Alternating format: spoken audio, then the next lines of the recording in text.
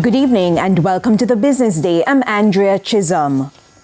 Tourism Minister Edmund Bartlett says the industry continues to surpass expectations and is experiencing a surge in the first quarter of this year.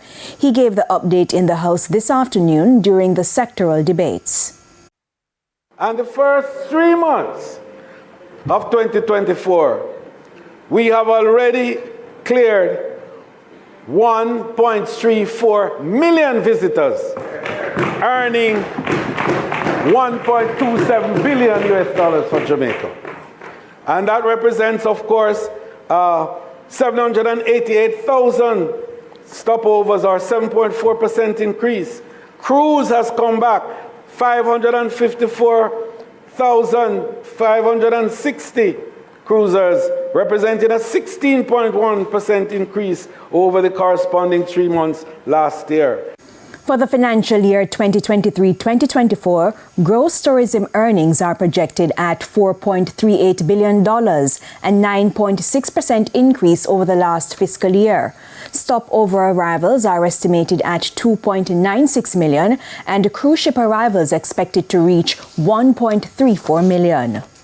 The Heart NSTA Trust says it will be adding more programs to meet the demand for skills in robotics in various industries.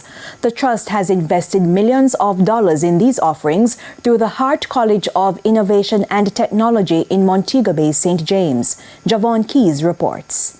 While local businesses integrate more technology to keep apace with global trends, the national training agency Heart NSTA Trust says it's adding more offerings based on what a number of sectors will need. Managing Director Dr. Tanisha Ingleton says the trust has added more training opportunities for Jamaicans in tech, including autonomous robotics. Your aerial robotics and additive manufacturing with the focus on 3D printing. Certainly, this is a direct response to the demand of industries in Montego Bay and its environs and the wider Jamaica, where automation and digitization are driving and promulgating productivity. Examples of autonomous mobile robotics include self-driving vacuums and cars. This is what Heart Trust is doing. Aerial robotics are the most popular of the three, as many of us can relate to drones used at parties and other events.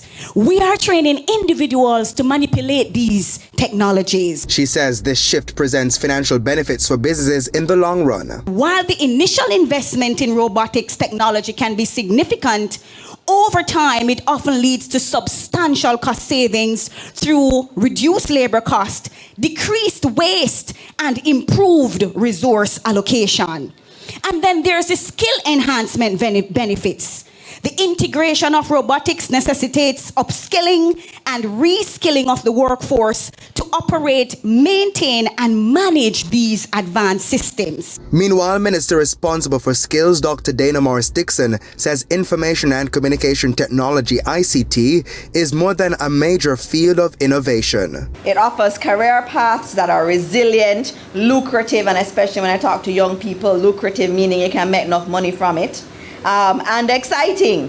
With technology at your fingertips, you can aspire to be leaders, entrepreneurs, and innovators.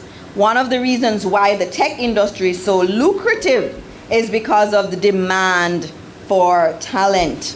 Demand in this area is surpassing supply.